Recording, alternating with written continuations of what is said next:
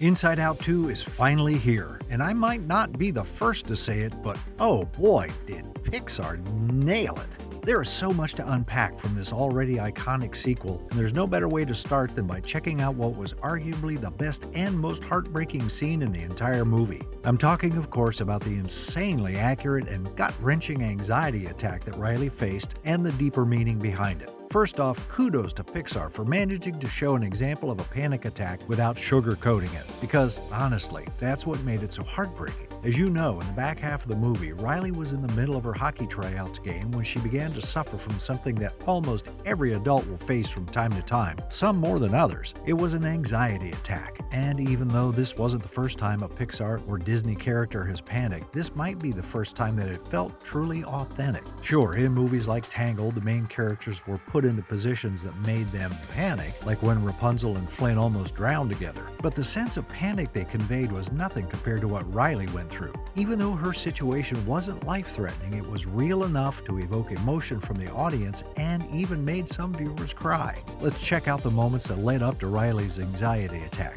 During Riley's game, she had one goal in her mind. Well, technically it was 3 goals. The whole point of the tryout game was to see if Riley could score 3 goals, and if she could, she would make it onto the new hockey team. As you probably remember from the first movie, hockey was a major passion for Riley, which is why she wanted so badly to make it onto the team in the first place. However, things weren't going exactly as she'd hoped. You see, during the hockey game, anxiety couldn't help herself as she took control of Riley and literally swarmed the control console. It got to the point where anxiety was literally depicted as a staticky, swirling blur that was engulfing the entire control console. Meanwhile, Riley was having a hard time scoring goals and eventually tripped another player, Grace. Because she tripped Grace, Riley was forced to sit in the penalty box, which is where she reached her tipping point. In the booth, Riley began to spiral into an all-out anxiety attack that she wasn't able to contain this time. But this wasn't some sort of a freakout like we've seen in other movies, as I mentioned before. No, the creators over at Pixar really did their research when writing and animating Riley's panic attack.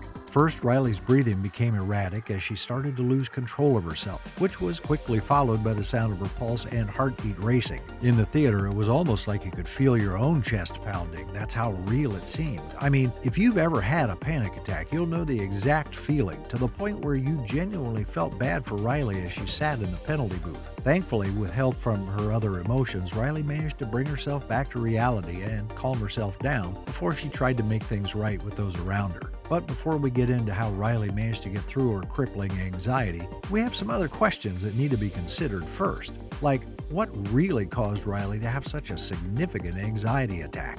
Surely it was more than just having a rough time at her hockey tryouts. I mean, if you've seen Inside Out 2, you'll know that Riley was unintentionally working her way toward an anxiety attack since the very beginning of the movie. Not only was this apparent when anxiety moved into the control center with ennui, envy, and embarrassment, but just by watching how Riley was acting, you could tell it was leading to something. After joining her hockey camp, instead of being happy to be in the presence of her 2 best friends, Bree and Grace, Riley started to distance herself from them. It wasn't because she was feeling down or anything, but because she was more interested in becoming friends with a seemingly cool high schooler on the team. As the movie continued, Riley showed a lot of drastic changes in the way that she was acting. She began lying to her family and friends and even began stealing as if it would impress her new friends and those around her. Little did Riley realize that all of these things would be the stepping stones that led to her emotional breakdown in the penalty booth. Sure, her anxiety attack happened after getting in trouble at tryouts, but I personally think that tripping her friend Grace made her feel bad and kind of made Riley realize how awful she had been, which then led to a full-blown panic attack. Meanwhile, from the inside of Riley's psyche, you can see that anxiety has taken on a very antagonistic role. Even though she was only trying to protect Riley, she started doing everything she could to change the kid's life. Not only did she take it upon herself to literally bottle up Riley's core emotions because she thought they were too simple to handle Riley's new lifestyle. She was the main cause of all the bad things that Riley was doing. Not only was it the reason that Riley ditched her old friends for new ones that she knew nothing about, but anxiety even got rid of Riley's sense of self. Anxiety was also in control when Riley resorted to stealing and, of course, during the hockey tryout when it all went wrong. So how, in a moment of intense emotion like that, did someone as young as Riley manage to pull herself out of her panicked state and accept things as they were? Well, lucky for Riley, not only was she a smart and resourceful character, but she had the help of the many friends in her head that have been keeping her safe her whole life. I mean, we saw it in the first movie and how hard joy and sadness tried to fix Riley's mental state when it was literally crumbling around her. There was nothing that the core 5 emotions wouldn't do to help Riley. Now, you need to add in the new emotions that were introduced in Inside Out 2. Every single one of them, including anxiety, was there to help Riley, although some did it better than others. That's why when Joy broke through anxiety's barrier as Riley was having her panic attack, anxiety looked concerned. She realized that she had lost control and everything that she had done to protect Riley only made things worse for her. We'll talk about that in a second though. Back to the panic attack. As Riley was having a hard time catching her breath in the penalty booth, Joy was in full swing as she tried to calm anxiety down. Through some kind of words and wisdom, Joy managed to calm the erratic emotion down momentarily as she realized that in order to help Riley, they both needed to accept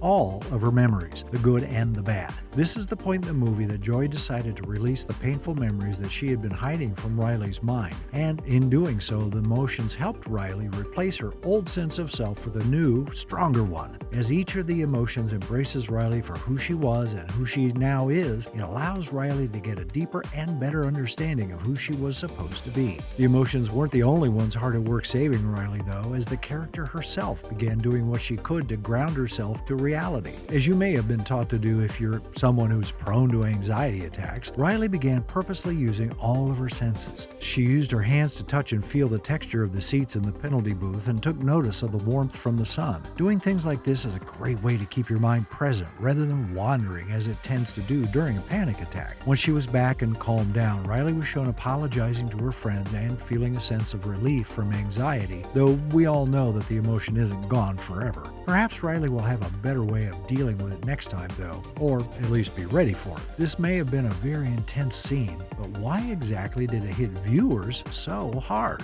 Well, to put it simply, it's because Pixar had never been so raw about a character's mental state until this movie. I mean, the first Inside Out was all about emotions and tackled the concept of how some memories can change from good to bad over the years and vice versa. As you age, certain points in your life will convey different emotions depending on how you're feeling at that moment. But it didn't take the time to tackle some of the more complex feelings that kids and young adults will feel sometimes. Riley's affliction with anxiety was something that almost everyone who watched it can relate to, but nobody wants to actually talk about. Plus, as I mentioned before, Pixar did a very good job at accurately portraying what an anxiety attack looks and, more importantly, feels like. This pulled at the heartstrings of almost everyone seeing it on the big screen, and I think it's going to leave a lasting impression. What's even cooler, though, is that someone younger who might not feel comfortable talking about it might be able to learn the basics of how to deal with anxiety from having watched Inside Out 2. Riley controlling her emotions by keeping herself in tune with reality and the present world around her was amazing. It might be something that not everyone knows to do when they're panicking. Now, as someone who has suffered from massive anxiety attacks, I can personally say that I loved Inside Out 2 and the message that it conveyed and how it handled anxiety. But I'm curious to know, how did you feel about it? Did you enjoy the movie? And if so, what was your favorite part? Be sure to let me know in the comments below.